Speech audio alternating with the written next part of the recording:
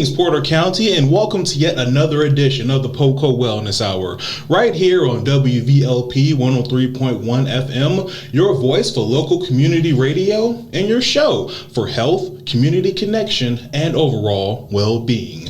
I'm Demetrius Lewis, Communications Manager for the Porter County Health Department. Here on the PoCo Wellness Hour, we like to shine a spotlight on the incredible health initiatives that are shaping our community and the powerful partnerships that make it all possible. From local organizations working to improve public health to the innovative programs led by the Porter County Health Department, this show is your guide to stay informed, inspired, and engaged on your wellness journey. So sit back, relax, and let's dive into today's conversation about building a healthier Porter County together. Now, today we have a couple of special guests in the studio with us today. I'd like to introduce Bailey Martinson and Carly Merkvey from the Porter County Salvation Army. Ladies, how you doing today? Hi there, we're doing good. We're doing awesome. We're glad to be here. Thank you for having us. Absolutely. Thank you so much. I want to jump right into it. Before we get into information about the Porter County Salvation Army, let's get a little background on you ladies, if you don't mind. Can we talk a little bit about your journey, how your career journey brought you to the Salvation Army? Let's start with you, Carly. So I graduated from college in 2022 with a graphic design, Bachelor of Graphic Design, and I actually went to corporate first when I got out of college. Honestly, I really just didn't like the corporate world. It just was one of those that was very strict and very hard, and graphic design is known for doing that. Mm-hmm. And so I had some family happenings. My father passed away. And then that's when I was like, you know what, I think it's time for me to kind of move on for the sake of my emotional stability and physical well-being. So I started looking for something different, and I went to nonprofit. Mm-hmm. And ever since then, it just has been a rejuvenating thing to see my gift is for God. And it's just something that's just like so like vastly different. It's just something that even if it wasn't this organization, it's just this general feeling of doing good for a nonprofit. So I love that feeling of graphic design being used in that way. Like, it's so fantastic. Absolutely. Yeah. What about you, Yeah, Bailey? and she does a wonderful job. She's like the glue to all of our offices. So we really appreciate Carly and everything she does. Sweet. I definitely could not navigate the technology like she does. But yeah, to answer your question, I am a social worker. So I became licensed after college. I had worked in a school, and then I was a therapist. And I was just really feeling, and a lot of social workers can probably relate, but I was feeling a little burnt out. I wanted something where I was able to use my faith, but also my passion for helping others. And I wanted to do something that was more outreach driven in the community. That's where my passion lied. So I did find the Salvation Army after college. I'm from Valparaiso. I moved back here after college and applied during the Christmas season, which is the craziest season for us, which I'm sure we'll get to later. But yeah, that was kind of the craziest time to come on board, but I loved it. I loved what the Salvation Army did for the community. I loved what they did for people in their spiritual realm, but also in their meeting their physical needs. So I get to use both my faith and my social work skills at the Salvation Army. And a lot of people don't realize that we do have a lot of faith-based things that are at the Salvation Army as well. But that's something that was really dear to my heart. So I love working at the Salvation Army. I love the mission, doing good, bringing hope to others. So Me too. And you've been doing such a great job with you've been powering through, definitely have been powering through. And that's, I think, the most rejuvenating part about working with the Salvation Army is just the partnership that we have together.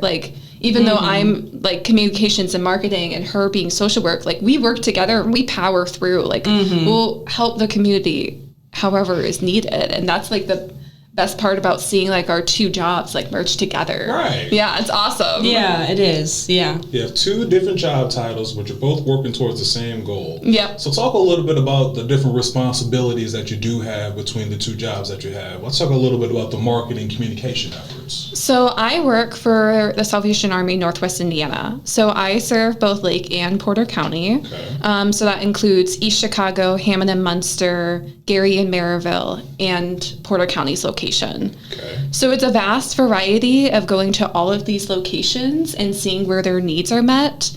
And personally, as somebody who's grown up in like Valparaiso, like I've never really traveled over on the Lake County side, but it's like interesting to seeing like different communities and different like cultures. Like it's vastly different just beyond like the county border and things.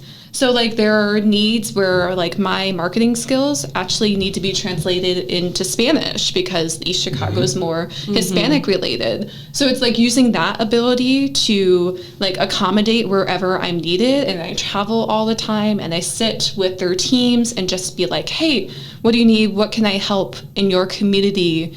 And I make the flyers, I make the advertisements, and it's just so neat to kind of do that. And especially, I know in our positions together, it's us sitting down together. We have like a meeting every single Wednesday morning practically. That's just is like, what do you need from me? Like, what can we do? We have a newsletter that comes out from us specifically that we both collaborate that has like social service, stats and things that are happening in the community. Like, it's like from the previous month, so it's to recap what we have done, and it just is like a community notice of just like her stats and my creativity, making a newsletter that just is like so informative to be like, we're helping out the community and this is how. Where can people find that publication?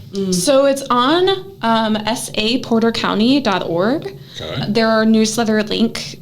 I think we're kind of going through a transition with our website, but there is a link that has our newsletters that they can find all the previous months that both her and I have been publishing. I also bring it to every event I'm at, the month that we're on. And then I will tend to put it in the food boxes as well as in our office so that people can find it in person too. Gotcha. Let's talk a little bit about your daily tasks. Oh, yeah. It changes by the day, which I actually enjoy. I enjoy that every day is different. I enjoy that I wear multiple hats, actually. It makes every day interesting. But yeah, my main priority at the Salvation Army is to do all of our community outreach and then our case management for families in our program called Pathway of Hope.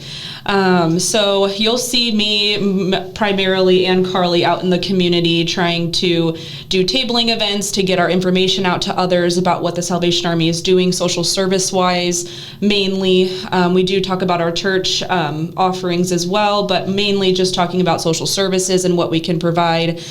So I go to every community partner meeting. I go to every event that we have. So people are probably like, oh yeah, I know that girl. She's Salvation Army. Because yeah, we're the Salvation Army girls. When I was hired, Captain Jim was like, yeah, you're going to be the face of the Salvation Army. And I was like, that's a lot of pressure. That's a lot of pressure, at least in Porter County. But Carly and I do try to share that role as well. And then our youth coordinator, Deja, she'll come to some of the kids' events as well to talk about our youth programs. But on a daily, I am doing our Pathway of Hope program. So that is a program where families can get involved to try to become more self-sufficient financially, physically, emotionally. I do have a lot of community partner connections where I can help those families get the resources that they need. I'm also doing resource navigation on the daily with clients. We have a lot of clients who are experiencing homelessness that call. We have a lot of clients who just don't know where to turn for rental and utility assistance. They need other resources, and I'm usually the one connecting them to our community partners. So those two things are definitely my main objective. I'm sometimes doing other random things like helping with our coat drive, our food pantry, helping people get food that can't get to our office. And so a lot of different Angel Tree program is a big deal, a big thing that I help run in the Christmas time. So a lot of different roles and a lot of different hats, but every day is different. So I do like it a lot. Yes. Keep showing your toes. Yes. Yeah. Yes. How long have you all been at the Salvation Army? I've been there for almost 3 years. So, about 3 years in April. Awesome. November, I think the end of November is my 1 year anniversary. So not very long. So, but it seems like longer. It seems like I've been there for years. Coming up on a year is quite an accomplishment. Yeah. So, So, what is one experience from your time at the Salvation Army that's had a lasting impact on you personally?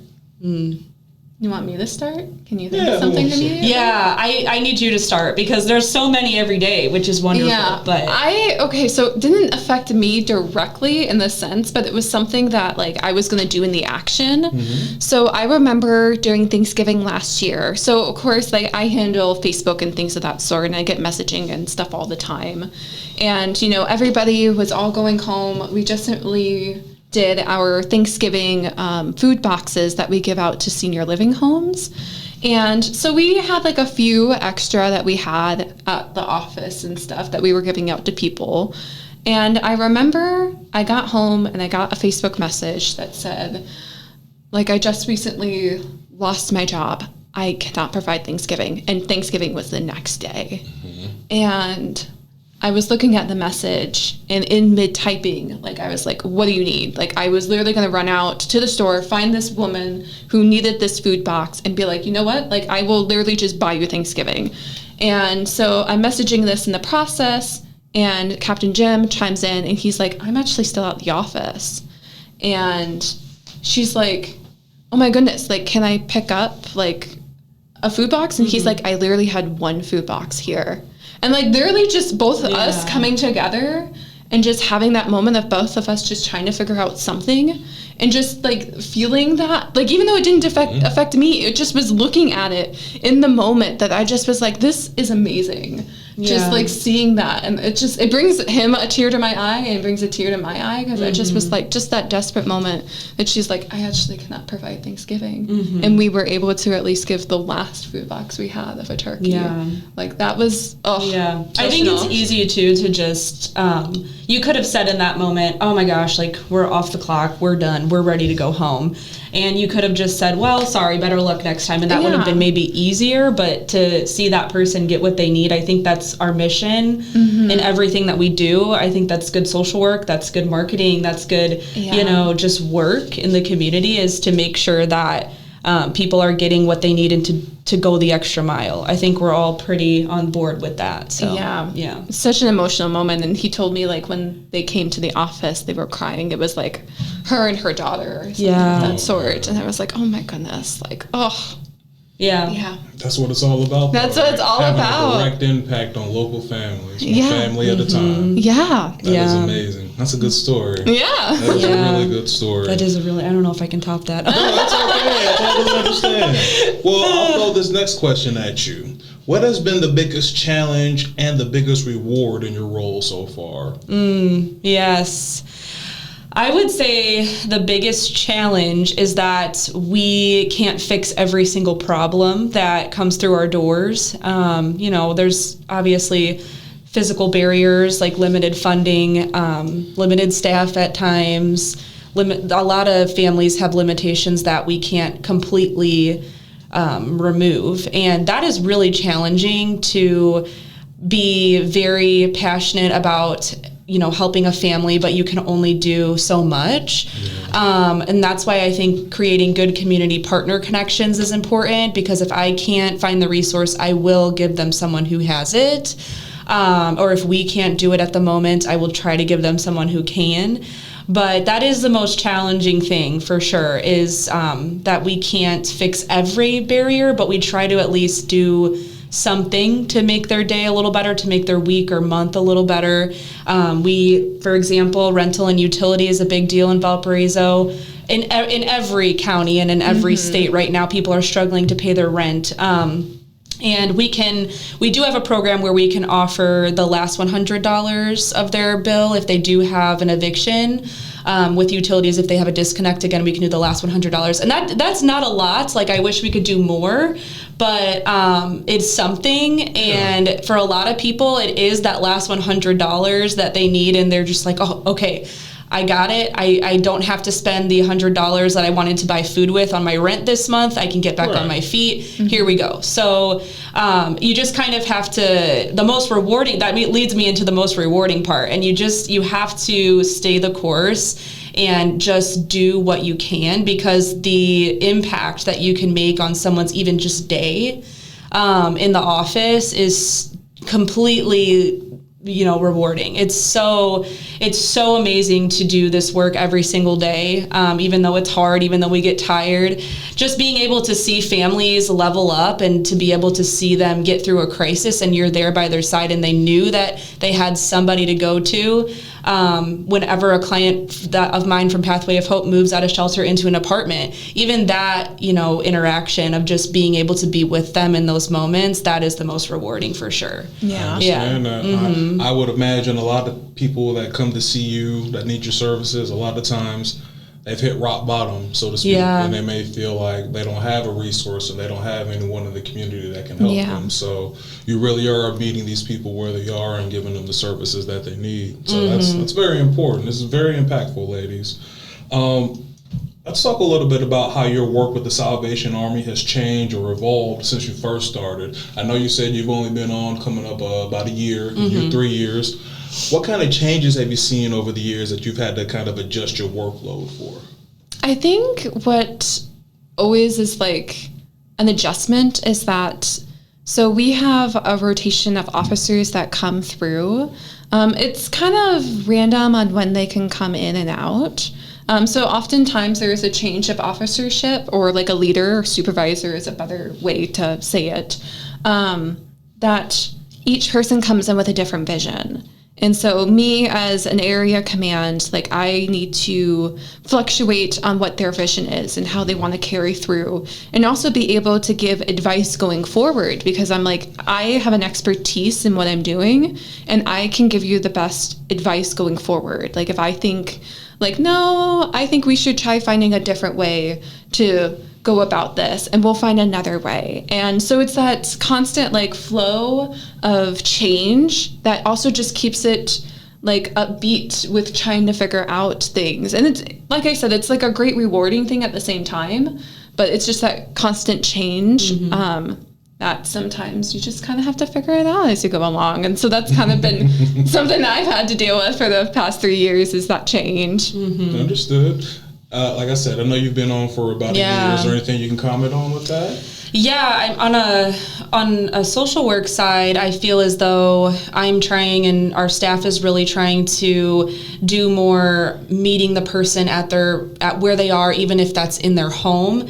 I do try to make home visits when I need to. I do try to deliver food, hygiene products, clothing when it is an emergency situation, and I feel as though that hasn't really happened in the past very much with the other caseworkers, which no ill to them, but it is something where we're noticing transportation is such a big need now, that we're trying to change the way we get services to people, I guess is what I mean. So, I will do that on an emergency basis if I have to. Just trying to meet people where they are. I have a lot of people call and they're just like, I really need groceries this week and I cannot get there. What can I do? My food stamps have run out, and then we can try to get them at least something to get them through the week. So that's been really helpful, and I feel as though that's something that we're kind of trying to make sure that we're changing with the need. We're changing with what the community needs. So, yeah. Understood. So you touched on this a little bit ago.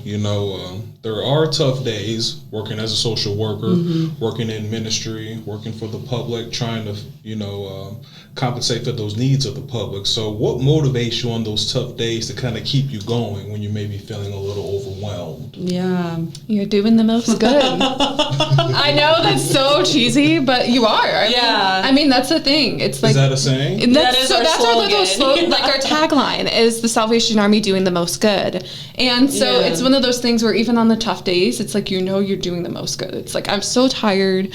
I just want to take a nap so I can just rejuvenate. But I'm also like, I need to power through because I'm going to get this done and it's going to be rewarding. So it's like that doing the most good in the moment, even on the tough days. Yeah, I think, and also even if that means doing the most good is doing what you can do that day because you may need to reset or because you may need to take some time and just do office work for a little bit, you know.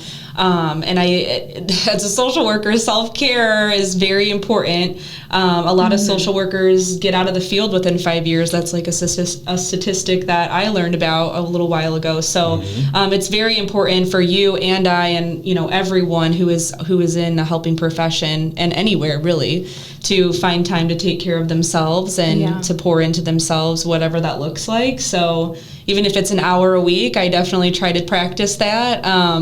But it's really, we work for good people, and our boss is really understanding about that, about needing self-care. And he himself is, you know, he's a pastor, so pastoral care is kind of his approach and how he runs his office. And so that's really awesome. And I think that that's really special because not everyone can say that, right? Yeah. So especially you coming from a corporate world, I mean, it could be different. Yeah. And I think what's interesting is that you also have to keep in mind that if you take that day to yourself, you're going to work better the next day.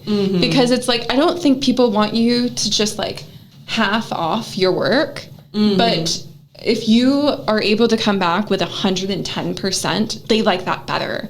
And that's the mental health that you need to yourself, like that self-care. So sometimes you have to take that mental health day because you're like, I can come back better. Understood. I've had a few social workers on this show, and you guys are really echoing some of the things that they've said. You know, it's important to keep that balance between the emotional, physical demands of your job. So I totally understand that. A mental health day. What are some other ways? I mean, are we reading books? Are we just sitting back watching Netflix? Like, how do you unwind sometimes? Because you're dealing with a lot of sensitive situations. Yeah. You know, how do you decompress from that? Those mental health days are very important. Absolutely. Yeah. I will respond because this is something I tell my clients to do, and I do it as well. Okay. I do create like a burnout board of sorts. So I'll put pre-planning what's going to happen when you burn out, when you get tired, right? Because when you are burnt out, you're not going to want to do anything really productive other than maybe just like sit and stare at your screen. And that's not always helpful. So I try to kind of pre-plan things that are going to kind of get me out of that mindset and to rejuvenate me. And so I have that kind of hanging up on my bathroom mirror so that if that day I'm feeling burnt out, I can pick one of those things and then do that. So yeah, a lot of it is being outside, taking a walk, exercising, you know, doing things that bring me joy, like going to Target. Even if it's just to window shop. Good advice right there. Yeah. Take it to Target. It's self-care, guys. It is. It totally is. Yes. What advice would you give to someone who feels like they may be called upon to help others? What kind of advice would you give them to, you know, if they were a little hesitant to start? Do you want to go or do you want me to? You can go. Okay. I feel like that's more your question. Yeah. Well, obviously, like with the Salvation Army, volunteering is something that we really value.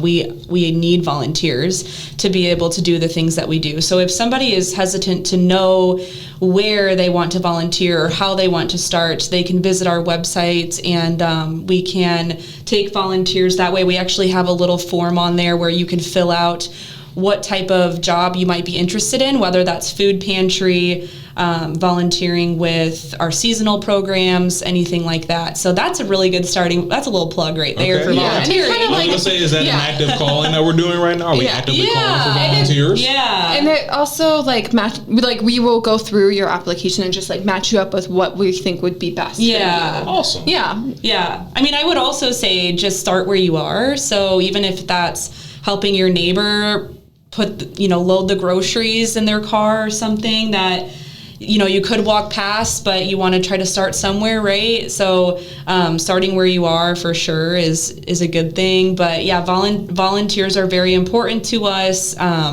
We would love to have more. So this is definitely a call out for volunteers, especially as Christmas rolls around. We will definitely need more volunteers. So, yeah, especially with everybody, both like the Lake and Porter side. All of them are so busy. So it's like, even if you maybe work over in like a different county, it's like one of those things where maybe you can like have a start where just talking to like your boss and be like, hey, I think it'd be great if we just got out for a little bit and helped out the community. So even that tiny little bit like always helps. Yeah. There's a need all around. There's a need all around. Yeah. Awesome. Yeah.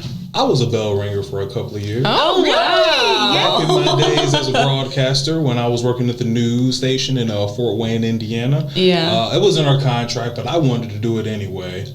There were several locations around town. I picked a really good one inside the mall. It was in December. Yes, in our indoor mall.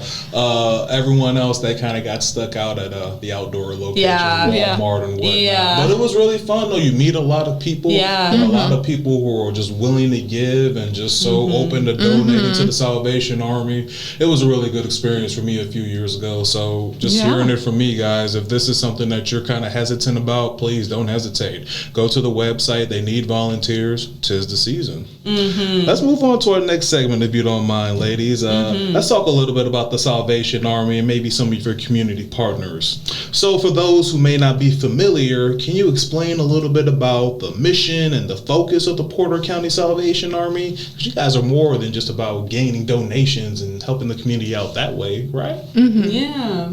You want to start? You can start. Sorry, I kind of just got you, but I feel like I'm talking too much. I know, but it's one of those that it's just like I think you emphasize really well. So okay, well, and so our mission is to meet people where they are in the community, to meet needs, to do the most good in our community, right? And our community partners are a really big part of that. We partner with a lot of shelters in the community, especially with case management. I try to partner with shelters so that when families exit, they do have a case management program to look towards. So that would be Pathway of Hope. And then we also do like to partner with them to get them signed up for Angel Tree, those families. We partner as well with the jails in Porter County, with obviously the health department is a big one. We try to partner with Co-Action just to get our resources out there. People exiting from the Porter County jails can have us as a resource when they exit as well for clothing, food, hygiene, all of that sort. We do get a lot of that as well. And we have really great people in our community in Porter County who are helping those people specifically that are exiting from incarceration. But Co-Action is another big partner of ours. We try to kind of share our resources there and do outreach with them so that we can hit populations experiencing homelessness. But yeah, just we try to be in every corner of the community that we can. Our boss is Captain Jim, he's very into just being at every event that he can, being out in the community, showing his face in the community so that people know who he is. Our mission is also to be a church that does these things as well. So faith is something that is important to us. We do have church services at our Gary office. I think it's at 10:30, right, on Sundays? Yeah, because both Porter County and Gary combined a little bit like together. And so they're both partnering on a lot of things. So it's kind of like Porter County and like Gary Maryville. Yeah, so they're kind of partnered together because Captain Jim kind of oversees both that location. So they often share like worship services and stuff. Yeah. And especially like even if we are like a church forward, faith-based like ministry and organization, that's not discriminatory to anybody, no matter what race, what sex, what if you're a part of like LGBTQ, like we welcome anybody in our door that needs help. I think that's a very important point too. Yes. Yeah, and I think going off of what you're saying, just being able to meet someone's need without any of those barriers or limitations, or even asking, well, what's your income? Like, you know, all of those questions that maybe are asked to people when they're asking for help. We try to just eliminate all of those barriers for them. Obviously, with our food pantry and things, we try to make sure that people are going county to county with food pantry. But we try to just welcome them in and give them their box and let them go on their merry way. So yeah, just being able to eliminate barriers is a big deal for us, for sure. Yeah. It sounds like you guys really do work with a lot of different partnerships in the community. And it's kind of like we pointed out earlier, the Salvation Army, you as an organization can only fill in so many gaps that are needed in the community. So it's important for us to have these partnerships to work with one another. Like you said earlier, if there is something that you need that I can't provide, I can definitely, get you in contact with someone who can help you with that. So that's really good to hear that you guys really are active out in the community, and there are different, organizations that you are putting your hands on and working together with. Can we talk a little bit about what specific services and programs you want to kind of point out? Anything for individuals or families in the community? Yeah, well, we talked about our Pathway of Hope program quite a bit. Case management for that. I'm actually accepting new clients in January, just because during the Christmas season I do have to be a little elf at Angel Tree. I think all of us are elves. I'm practically the traveling elf. The elf can only focus on one program at a time during Christmas.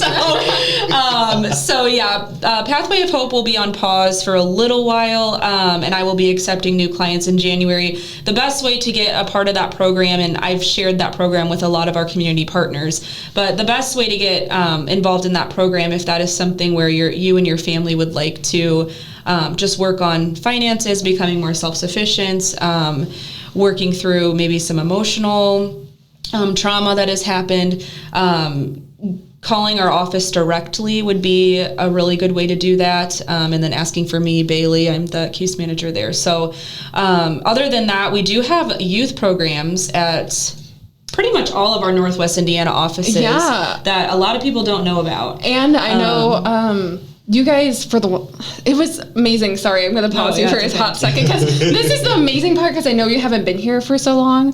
So when I started, they have an archery program, and there was about maybe about 6-8 kids. And one time, Deja asked me, she's like, hey, can you advertise for us to do archery and stuff? And I was like, yeah, I'll do archery. And so I advertised it on Facebook and just did like a general like shout out to stuff. We went from 8 kids in the program to like 40 kids in the program. Wow. She had 52 this round. It was an insane amount of kids just like wanting to do this archery program. Free archery program. And what's nice is that is awesome. Archery. Yeah, what's nice about it? They never offered that when I was a kid. I know, and it's just like a different thing. It's a different thing that just is like a lot of the corps in Indiana compete in like a competition, like an Indiana State competition. And especially like it's inspired our East Chicago location to have an archery program for themselves as well. Yeah. So it's like all these corps kind of get together and they go to Indianapolis, or they travel to other corps and they have like this little traveling trophy. And I know Porter County was like, oh my gosh, we won the traveling trophy. And like it was so fun. But it's like one of those things where it's like just all of a sudden there was a blossom of kids. Yeah, it was pretty cool. It just was like wonderful to see. Yeah. And of course they also have summer day camp. Yep. Goes on from about like June to August. Yep. Yeah. And they just lapsed their 2nd year, and that also has grown quite a bit too. So it's like the youth programs are needed. Like that's great. And it's like I've just been seeing that everywhere. Just so much of the youth programs growing like here and over in East Chicago, like they're just like blossoming everywhere. And it's just like it's wonderful to see that we can have kids do something different, or like the homeschool kids can have something like extracurricular to do, like something fun and exercisive. And it does. I feel like those programs do target the kids who are homeschooled. A lot of those communities, those families, they struggle to find community when the kids aren't in a public school. So a lot of those kids are participating. Day camp does cost the parents just because we have to take them on field trips and buy them food. But our piano and archery, we have piano classes as well. So our piano and archery programs are free to students. At our Gary Corps, we actually have an open gym opportunity for teens and young adults who may want just like a safe place to go, they can go play basketball, they can go meet up and play whatever sporting game of their choice. Yeah. So we have open gym hours at our Gary Core too, which is really cool. Yeah, and I believe East Chicago now has archery, soccer, and music over there as well. Yeah. So yeah, I mean, it's just been growing. All free, like eliminating all those free. barriers Yeah. besides day camp. But And day camp has scholarships. Like if a parent comes and is like, I really need to have my kid stay somewhere for the summer and stuff, we have scholarships that are available to parents, and we try to accommodate as much as we can. Yeah. Like even if it's just giving like $10 every day or something of that sort, making that very affordable. It's a pretty good plug too, because then I have Pathway of Hope families who were first a part of day camp. You know, their kid was coming to day camp, and then Deja, our youth coordinator, would see this family needs some extra assistance, and then she would kind of bring them into me for Pathway of Hope. So it's pretty nice that we can have that cooperation as well. But yeah, youth programs and our food pantry and Pathway of Hope, those are our main programs that get the most traction. Our food pantry is an every 30-day food pantry.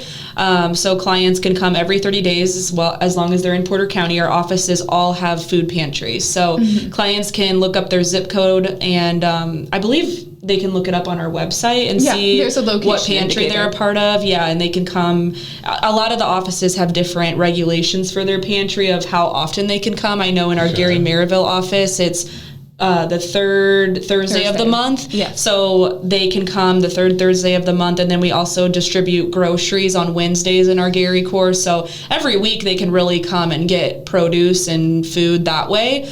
And your office has been doing bread and sweets every single day. So some people who just need like just a bread or a sweet every single day, just like you can come in. I believe most of the time it's like after 10 until like our office close, that people can come in anytime from anywhere and just get a bread and sweets from your office. We do have partnerships with Chick-fil-A, Panera, Starbucks, so they will donate food to us as well. So you could get some. You could get some pretty good stuff. You could get some pretty yummy food. Yeah, a lot of our clients are like, "Whoa, like Chick-fil-A." Do you remember the and we're like, lady? yeah, Do you remember we the treat lady? you well here. There was the lady that came in and she saw that there was a cake, like a birthday cake, and she's like, "Oh my gosh, that was really It was my sweet. son's birthday," so she literally grabbed the cake and like gave it to her son she didn't for her have any birthday. She cake didn't have a for birthday him. cake. Yeah. Oh, I was like, how So that was really wild. sweet. Yeah. that is good stuff. Yeah. right Good there. stuff. Yeah. Even back to the archery, you know, like you said, less than 10, and then you just simply just let the people know. You just simply put the word out there, and then you end up with more than 40. Yeah. That is the importance of, you know, things like social media and getting the words out there. That's one of the main purposes of a program like this, for us to kind of talk like we are right now and getting that kind of information out there. Yeah. So that is really good stuff right there. Is there anything else you wanted to add on there? I do also want to note that it doesn't include Porter County, but I do know that the East Chicago location has hot meals that is for anybody. And they make delicious hot meals. So I do want to plug that, because they also have like some, I think it's like Panera or Whole Foods that donates to them a lot, and they are some delicious meals. Okay. So Well, it doesn't get much better than Chick-fil-A. no, if they could serve Chick-fil-A, we'd be going there practically every day. Yeah. Right. Yeah. Oh, wow. So, how can community members, local businesses, or even local groups get involved with your mission? I know we're calling for volunteers. How can we kind of get more people involved with what we have going on into the fall and winter months? Yeah. Well, bell ringing is a really good way right now. If your business or if you individually would like to bell ring, you can go to registertoring.com or .org. .com. .com, yes. And you can sign up that way with your business or individually. A lot of people who are bringing groups, they like to do like competitions to see who can raise the most money, which is kind of fun. But this is our biggest fundraising season probably that we have. So this is a really important way to come out and maybe even have a little light competition with your employees or your friends. But these bell ringing days, they definitely help provide for our entire year.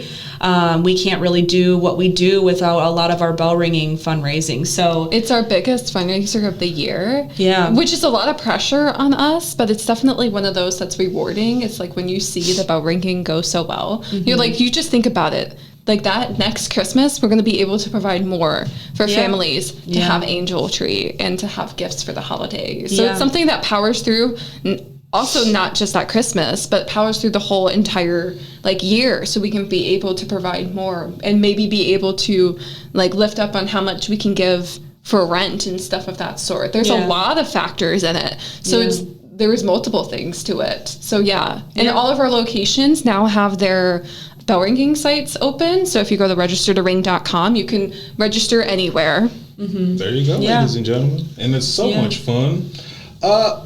Is there anything else you want to add? I'm sorry. I will add, for Angel Tree, we are accepting businesses to do an Angel Tree at their business. Okay. I know we've had some banks in the past who have even put the tree in their lobby and people can grab tags that way, or a lot of businesses like to just do their employees.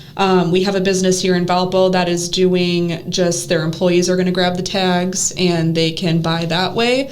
And then if businesses want to come out and volunteer for Angel Tree, I do have a link for how to sign up to volunteer. I don't think it's on our website, but we could post it on our Facebook after this, the link to volunteer. Maybe, or even just calling the office and just having me send it to them personally. I can do that as well. And of course, we have a major partner with Walmart. So if you ever are not able to like physically go out and give gifts, you can also have them delivered. There's like a Angel Tree Walmart registry that if you search up our location, any location, you'll find a registry and you can buy gifts and have it delivered to any office, which is actually really neat partnership. And so I know that Plug Indiana Beverage is one of those that's a very great partner with us, that they also do the Walmart registry, and they will send gifts and stuff through Walmart because not everybody's able to, and they're like, oh well, I can just log onto my Walmart app and just quickly buy a few gifts and send it over, and I think that's like a great thing, and a great thing that Walmart has been working with us. They're awesome partners. Yeah, they're amazing partners. That's awesome. Yes. You guys have a lot of good partners. Every little bit helps. Every little bit helps. Yes. So how do you coordinate with other nonprofits, churches, and government agencies to ensure that resources are being used effectively?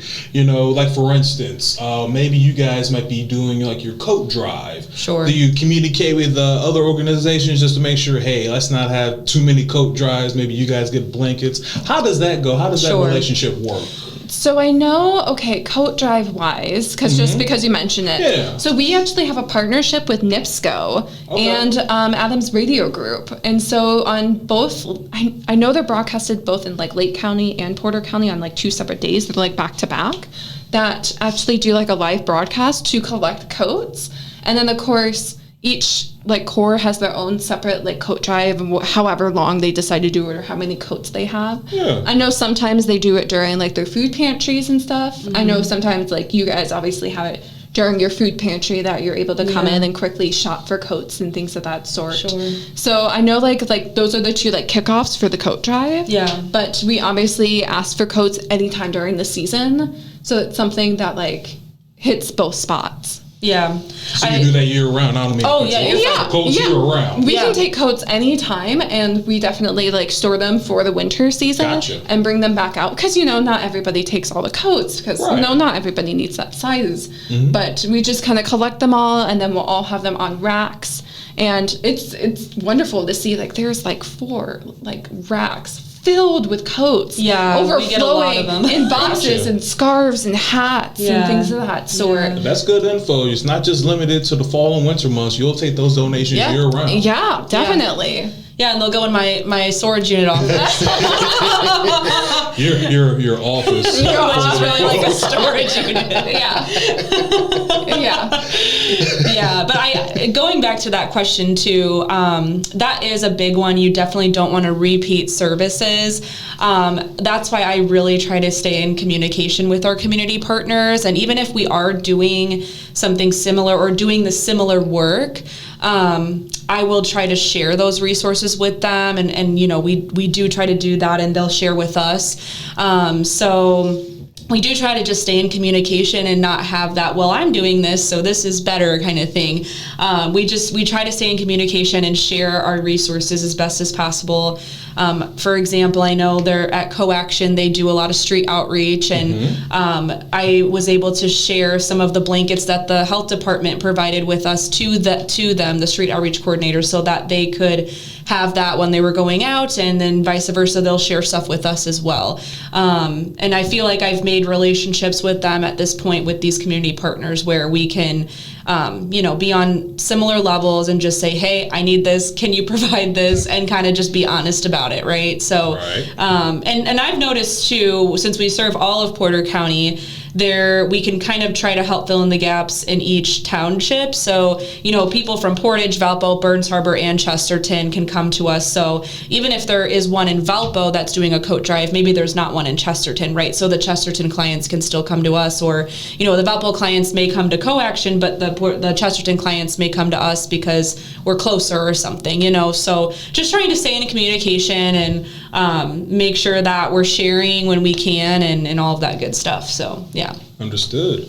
You're listening to the PoCo Wellness Hour on WVLP 103.1 FM. We've got about 15 minutes left in this program. This has been really fun, ladies. We appreciate all the good information that you've given us. Let's jump to our third segment, if you don't mind. Programs, initiatives, and we talked a little bit about the seasonal support. How do you prepare for the increased demands that come with the colder months and the holidays? Like you said, this is your busy time of year. I feel like I never prepare for it. You just strap up your bootstraps. Literally that's practically what it is, because it's always it's always changing. And it's like you think like, oh, I think this is going to be an easier season, and you think like, oh, I got the help for it, it's going to be great, and then you're like, oh my goodness, it's not, and I'm trying my best, and I feel like you can never prepare for it. I do feel like we are a really close staff. We rely on each other, and we're able to trust that we're going to follow through with the task at hand. Obviously, as in the social work aspect, I'm thinking of hierarchy of needs, right? Like we need to make sure people are warm, they have clothing, they're not going to, freeze if they have a shut off or anything like that. So that's why I was definitely, shout out to the Porter County Health Department for giving us all of the blankets they did. But I did a blanket collection. We're doing a coat collection, making sure we're stocked up on hygiene products and little kits for people experiencing homelessness or who have shut offs who need just like an emergency kit, making sure we're stocking up on warm clothing, things like that. So making sure we know where the warming centers are in the community so that we can tell people that. So just trying to make sure that we're prepared for the questions that clients are going to ask us. And yeah, kind of like Carly said, it kind of just comes so fast. Like we're not even at Halloween yet, but we're already here at Christmas for the Salvation Army. So we always joke around and say it's Christmas all year round at our core, because it really is. We're always Christmas minded. You have like January to like relax, and then like, oh my gosh, it's February, I have to think about next Christmas, and you're like, oh, no. It is kind of like a joke where we do think about Christmas all year round. Practically.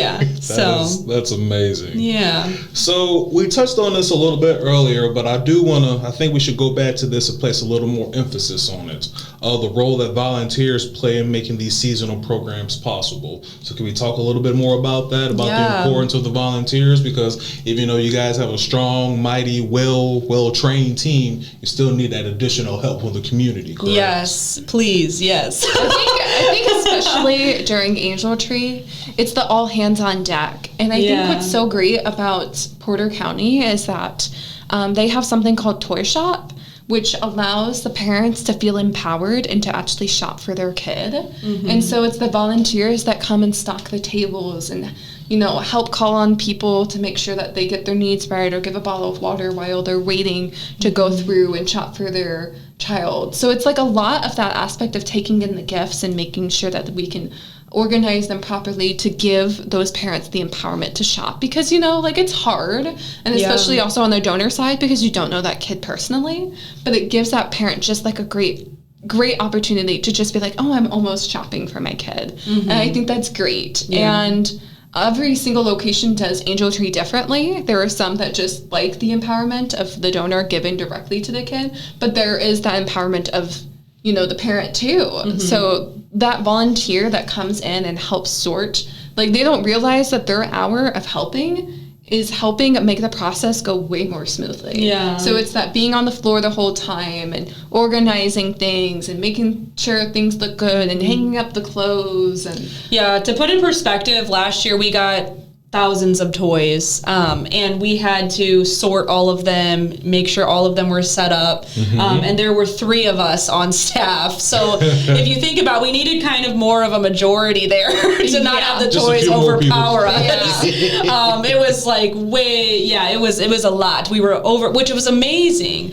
But you kind of need someone at every corner doing something, because we only have 2 or 3 weeks to set up Toy Shop, and then it's go time and parents come and shop. So so it's definitely like a quick turnaround.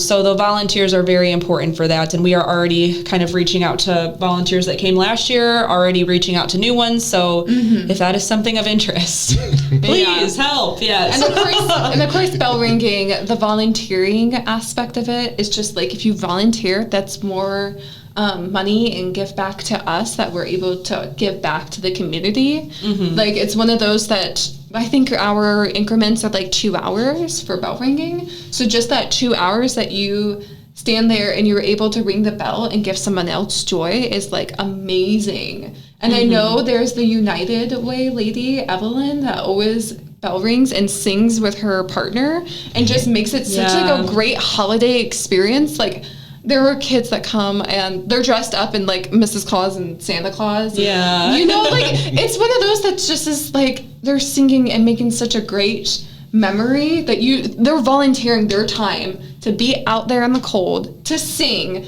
to bell ring, and just like kids coming up to the stores and be like, oh my gosh, and crying, and people tell them their stories. Like, that's the most amazing part. Those volunteers that just even do that on the bell ringing side of things, like, that's amazing. And we have 5 staff members that are full-time in our office. So if all, 5 of us going out and doing it, that's one thing, but having, 20 bell ringers to go out and bell ring, that's a whole other, ball game there. So, absolutely. So the 5 little staff members, we try to do all we can, but we do need the volunteers. They need your help, ladies and gentlemen. Please don't be shy. These are friendly individuals, and they will welcome any help that you can give. You will probably give a hug and cry. You'll make some new friends. Maybe some homemade cookies or something. I don't know. Oh, wow. Yeah, bridal treats. Treats always work. Cookies Good in sweets. There you go. So let's move on to our 4th segment, because we've talked a lot about some serious topics here today. We've talked about your initiatives and your programs that you have going on. Let's end this program on a little bit of some fun and lightheartedness, if I could speak. So, if the Salvation Army had a mascot that represented your mission, what would it be? We technically do. It's Shieldy. Oh my god, this is Shieldy? big. Shieldy. It's this big, massive she's mascot. Tell you why this is funny. And like, Bailey was in it, and her arms are like so tiny in the shield. At Popcorn Fest, I was in it. Yeah. Really? Yeah. Yes. I do remember seeing somebody walk around. This lady. It's your logo. Yeah. It's our logo. What's the name one more time? Shieldy. Shieldy. Yeah. Okay. I don't know if it actually has Everyone was like, Bailey, where were you? Where were you? And I was like, I was there, guys. I was in disguise. I was in the costume. It was a little traumatizing, but I was like, it was hard to breathe in there. Okay, it was hot. Very well either. But I did it for the kids. So. Yeah. Oh my goodness, that is awesome. Okay, so if you had a superpower that could make your job just a little bit easier, what would that be? Oof. I would say to never run out of energy. Okay. Make my veins be full of Red Bull so I can keep going. Something like that. Because it is. It's like, sometimes you do. Sometimes you run out of energy and you just...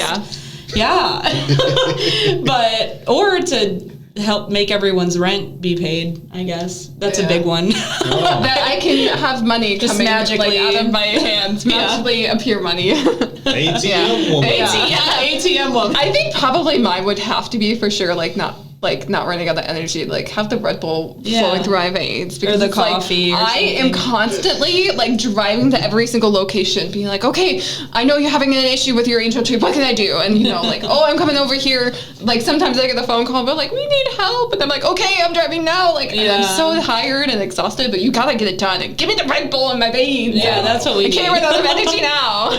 So ATM woman and Red Bull. Red Bull in my veins. Yeah, something like that. That's the purpose of these questions, just to have a little fun. So I totally get you. People are gonna be like, are you okay? They're not okay. Is your marketing person and social worker okay? You guys are more than okay. We keep talking about it. 'Tis the season. What are our favorite holiday movies? I am always a sucker for Charlie Brown Christmas. Charlie Brown? I recently bought the movie, and I'm a sucker for Snoopy. Yeah. And that was one of my dad's favorite, like Charlie Brown and stuff of that sort. So seeing that, because I don't know why, but seeing like the puny tree and just being like, to try to make such a beauty out of a tiny little tree is like one of those, like, I don't know. I love it. I love it. Yeah, that's mine. Yeah. And also Olive, the other reindeer, which nobody knows that. It's like a 1999 movie, and I'm like... Olive, the other reindeer? Yeah! It's like about a dog that wants to become a reindeer. It's like a 3D animated, like... Is this a Disney movie? No, it was like an indie. Oh my god, search it up. It's so cute. It is so cute. Huh. Yeah, okay. Olive the other reindeer. Nice. We learn things here on the PoCo Wellness Hour. Nobody posts this movie, and I'm like, my sad self, nobody likes Olive. Aw. Yeah. Well, they don't know him. Yeah, so. Oliver. They just have to know him, and then they'll like him. Yeah. He's so cute. What are yours? We watched over and over again when I was a kid the Christmas Vacation, National Lampoon's Christmas Vacation, whatever that's called. Yeah. Oh my gosh, so funny. So like it's just like kind of dumb humor. Like my family, we love that movie. We watch it over and over every year, and it's just funny. Like I cringe at it, so I'm glad you like it. Yeah. No, that definitely is one that's on a lot in our house. Okay. Yeah. Right. Home Alone 1 or 2, which is better? Oh, 1. Yeah, the original. The original. Yeah. Okay. Yeah. Everybody's agreeing original. Yeah. You're agreeing 1 or 2?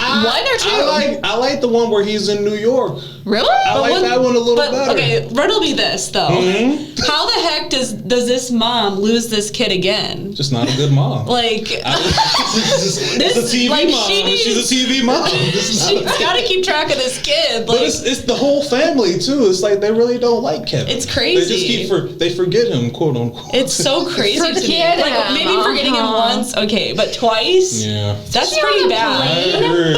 I know. On a plane, also on a plane. Like, don't they do not roll realistic. call? Like, didn't they do roll call back then too to make sure everybody was on the realistic flight?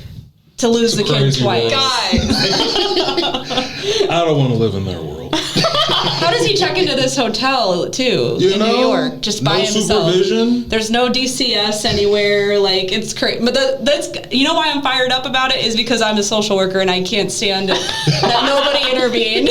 Why didn't anyone intervene? Why was nobody being authoritative? All right. Ladies, ran over. No, we have a couple of minutes left. Would you like to plug your website, some social medias, a phone number to contact you at one last time? Yeah. So if you ever want to know any of our locations, it's sanorthwestindiana.org. You can find any of them. Specifically, Porter County's is saportercounty.org. Your guys' Facebook is also SA Porter County.